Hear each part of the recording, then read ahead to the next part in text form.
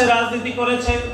ভবিষ্যতে বাংলাদেশের প্রত্যেকটি ক্যাম্পাসে আমরা প্রকাশ্যে গণতান্ত্রিক রাজনীতি করতে চাই এবং আমরা বিশ্বাস করি বাংলাদেশের প্রত্যেকটি ক্যাম্পাসে বাংলাদেশ জাতীয়তাবাদী ছাত্র দলের মতো করে বাংলাদেশের প্রতিটি সংগঠন প্রকাশ্যে রাজনীতি কায়েম করা উচিত। এবং ইতিমধ্যে আপনারা দেখেছেন বাংলাদেশের কয়েকটি ছাত্র সংগঠন তারা সব সময় এক ধরনের গোপন তৎপরতার মাধ্যমে রাজনীতি কায়েম করতে চায়। তারা গোপন তৎপরতার মাধ্যমে রাজনীতি করে, গোপন তৎপরতার মাধ্যমে তারা কমিটি গঠন করতে চায়।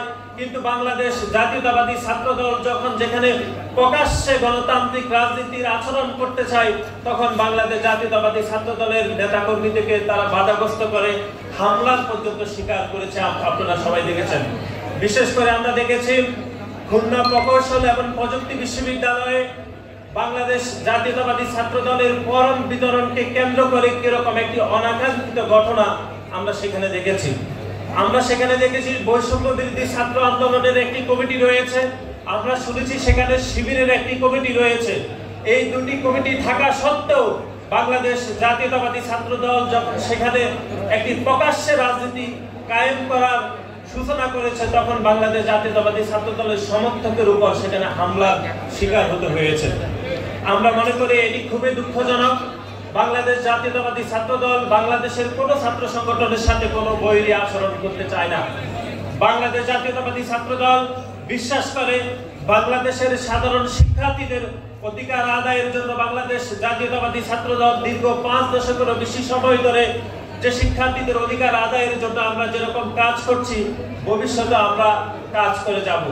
কিন্তু বাংলাদেশের কোনো ছাত্র সংগঠন যদি বাংলাদেশ জাতীয়তাবাদী ছাত্র দলকে প্রকাশ্যে গণতান্ত্রিক রাজনীতি করতে বাধাগ্রস্ত করে, তাহলে বাংলাদেশ জাতীয়তাবাদী ছাত্র দল বাংলাদেশের সাধারণ শিক্ষার্থীদেরকে পাশে রেখে সেরকম গুপ্ত রাজনীতিকে সাধারণ শিক্ষার্থীরা প্রতিহত করবে বলে আমরা প্রত্যাশা রাখছি।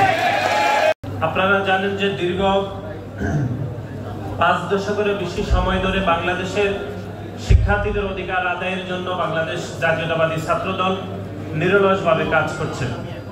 বাংলাদেশ জাতীয়তাবাদী ছাত্র দল বাংলাদেশের প্রত্যেকটি গণতান্ত্রিক রাজনীতিতে প্রকাশ্যে গণতান্ত্রিক রাজনীতি করেছে এবং বাংলাদেশের গত 1 দশকেরও বেশি সময় ধরে বাংলাদেশে যে 3টি জাতীয় নির্বাচন অনুষ্ঠিত হয়েছিল, বিশেষ করে আপনারা জানেন যে 2014 সালের একটি বিনা ভোটের নির্বাচন এবং 2018 সালের একটি নিশিরাতের নির্বাচন এবং 2024 সালের একটি আমির যে নির্বাচন অনুষ্ঠিত হয়েছিল, সেই প্রত্যেকটি নির্বাচনে বাংলাদেশের মানুষের যে ভোটাধিকারকে হরণ করা হয়েছিল, সেই তার বিপরীতে বাংলাদেশের মানুষের পক্ষে, বাংলাদেশের জনগণের পক্ষে যে আন্দোলন সংগ্রাম হয়েছিল, সেই প্রত্যেকটি আন্দোলন সংগ্রামে বাংলাদেশ জাতীয়তাবাদী ছাত্র দলের প্রত্যেকটি নেতাকর্মী সম্মুখ সারিতে খুনি হাসিনার বিরুদ্ধে আন্দোলন সংগ্রাম করেছেন।